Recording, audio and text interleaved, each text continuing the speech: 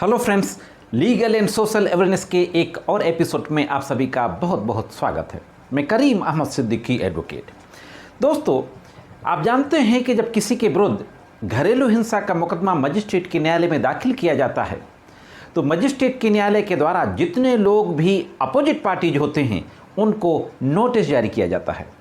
इस बात का नोटिस जारी किया जाता है कि आपके खिलाफ ये मुकदमा दाखिल हुआ है। इस संबंध में अगर आपको कुछ कहना है, अपना ऑब्जेक्शन जवाब दाखिल करना है तो आप हाजिर होइए कोर्ट के समक्ष। तो एक सब्सक्राइबर के द्वारा इसी घरेलू हिंसा की नोटिस जारी करने के संबंध में एक बहुत ही महत्वपूर्ण सवाल पूछा गया है।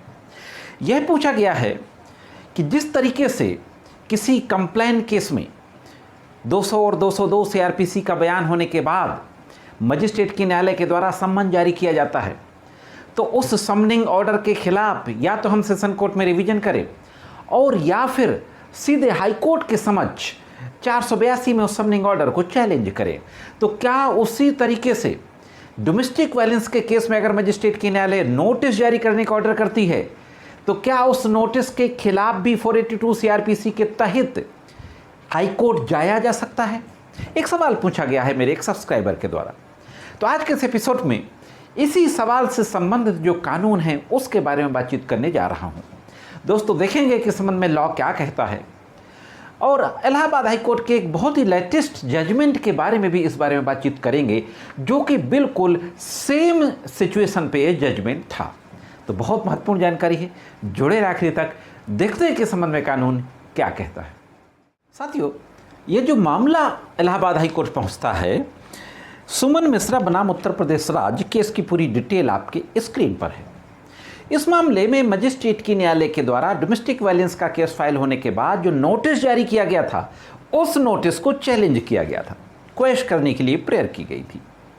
अब इलाहाबाद हाई कोर्ट की जो बेंच थी, जस्टिस ओम प्रकाश शुक्ला, जस्टिस ओम प्रकाश शुक्ला की बेंच के सामने दो महत्वपूर्ण सवाल थे।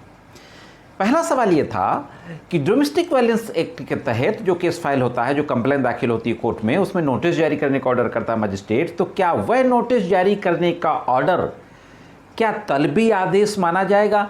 उस नेचर का तलबी आदेश जो कि कंप्लेंट केस में सेक्शन 200-202 के बयान होने के बाद मजिस्ट्रेट की कोर्ट के द्वारा या किसी और कोर्ट के द्वारा जो जारी किया जाता है। दूसरा सवाल यह था कि क्या ऐसी स्थिति में मजिस्ट्रेट के न्यायालय के द्वारा डोमेस्टिक वायलेंस के केस में नोटिस जारी करने के ऑर्डर के खिलाफ भी 482 CRPC मेंटेनेबल है? 482 CRPC में नोटिस जारी करने के ऑर्डर को चैलेंज किया जा सकता है? ये दो अहम सवाल थे। अब इन दोनों सवालों पे को देखते हुए जस्टिस ओम प्रकाश शुक्ला, जो इलाहाबाद हाई कोर्ट की बेंच के जस्टिस थे, उनके द्वारा सुप्रीम कोर्ट के दो महत्वपूर्ण केसेस का जिक्र किया जाता है। पहला कामाक्षी बनाम लक्ष्मी नारायण 2022 का मामला था। दूसरा मद्रास हाई कोर्ट की फुल बेंच रूलिंग है एक अरुण डेनियल बनाम सुगन्या। दोनों केसेस की डिटेल आपकी स्क्रीन पर है। इन दोनों मामलों का जिक्र किया जाता है और इन दोनों मामलों में जो बात कही गई थी वह यह कही गई थी कि जो DV एक्ट में जो नोटिस जारी करने का ऑर्डर होता है वह कंप्लेंट केस में तलबी आदेश जो किया जाता है उससे बिल्कुल भिन्न है। अभियोजन शुरू किया जाता है जो 200 और 202 CRPC के बयान के बाद अभियुक्त को तलब करके, उससे पूरी तरीके से भिन्न है। इसी के साथ साथ साथियों एक और केस का जिक्र किया जाता है, अदालत प्रसाद बनाम रूपलाल जिंदल। बड़ा महत्वपूर्ण मामला था ये मामला भी समनिंग से संबंधित था। तो कोर्ट के द्वारा यह भी कहा जाता है कि क्या अदालत प्रसाद के केस में जो प्रिंसिपल लेट डाउन किए गए थे, क्या 12 DV एक्ट के नोटिस जारी करने के ऑर्डर के खिलाफ भी वो प्रिंसिपल लागू होंगे? इन सारी बातों का जिक्र करते हुए फाइनली कोर्ट के द्वारा यह कहा जाता है कि अदालत प्रसाद का मामला तब लागू होता है जब मजिस्ट्रेट की न्यायालय धारा 191A CRPC के तहत कॉग्निजेंस लेने के बाद प्रक्रिया को आगे बढ़ाती है। वही कंप्लेंट केस दाखिल होता है 191A CRPC के तहत। इसके बाद 200 CRPC के बयान होते हैं, फिर 202 CRPC के बयान होते हैं विटनेसेस के। मजिस्ट्रेट को लगता है कि प्राइमा फेसाई केस बनता है तो मजिस्ट्रेट की न्यायालय सम्मन जारी करने का ऑर्डर कर देती है। कंप्लेंट केस पर मैंने ऑलरेडी एक वीडियो बनाया था, आई बटन में लिंक दे दूंगा, आप डिटेल में उसको देखना चाहें तो देख सकते हैं।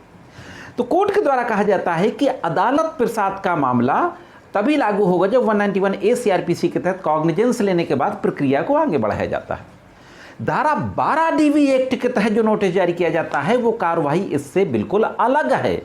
लिहाजा 482 के तहत धारा 12 DV एक्ट में जो नोटिस जारी करने का ऑर्डर था उसको चैलेंज नहीं किया जा सकता, किसी तरीके की रिलीफ नहीं दी जाती। साथियों, एक बात जरूर कही जाती है कि जहां पर कहीं बहुत विशेष मामला हो, अदालत ने कहा कि 482 CRPC को शामिल करने के मानदंडों को पूरा नहीं करता, और जहां पर कहीं बहुत विशेष मामला हो तो ही इसका उपयोग करना चाहिए। साथियों, इस तरीके से 482 CRPC की जो क्रिमिनल मिसचिनियस रिट थी उसको डिसमिस कर दिया जाता है। दोस्तों, तो साथियों, एक नया कानून DV एक्ट के संबंध में इलाहाबाद हाई कोर्ट के द्वारा और दे दिया गया कि कोई भी व्यक्ति डोमेस्टिक वायलेंस केस दाखिल करने के बाद जो मजिस्ट्रेट की अदालत नोटिस जारी करती है उसके खिलाफ अब 482 CRPC के तहत हाई कोर्ट में कोई याचिका दाखिल नहीं कर सकते हैं। साथियों, तो यह थी दोस्तों एक महत्वपूर्ण जानकारी कैसे लेके कमेंट्स करके जरूर बताएं।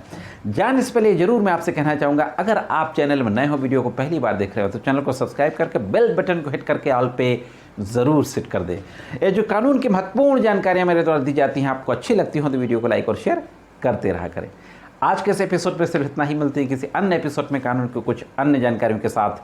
तब तक महत्वपूर्ण कानूनी जानकारियों के लिए देखते रहें लीगल एंड सोशल अवेयरनेस।